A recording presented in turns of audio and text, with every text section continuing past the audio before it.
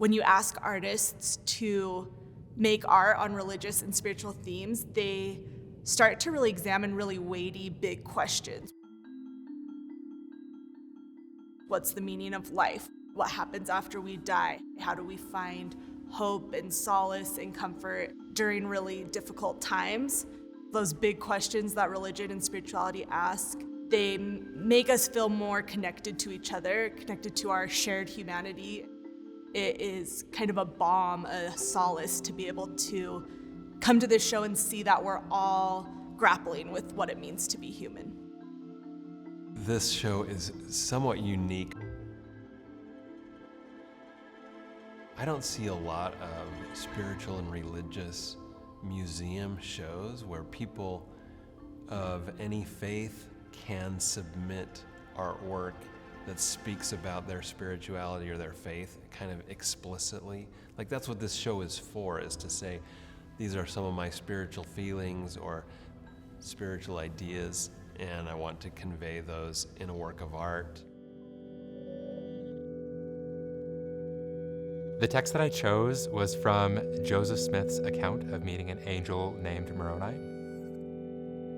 I knew that if the word Moroni was in this text input, that it would find images of golden statues.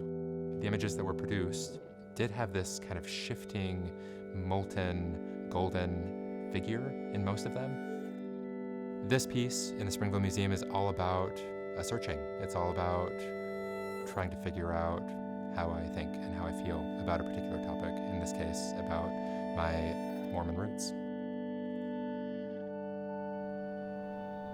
This painting is my testimony. In fact, a lot of my artwork are manifestations of my testimony in one way or other. The painting Light in the Wilderness represents to me that Christ should be at the center of our lives, and that we are to look to him before we look anywhere else. That he will guide us, especially in dark times, when we're in our own spiritual wilderness, and he's that beacon on the hill. There are so many faiths that have as a core principle the idea of the golden rule. Do the thing to other people that you want done to you. And we can't really do that unless we put ourselves in other people's shoes.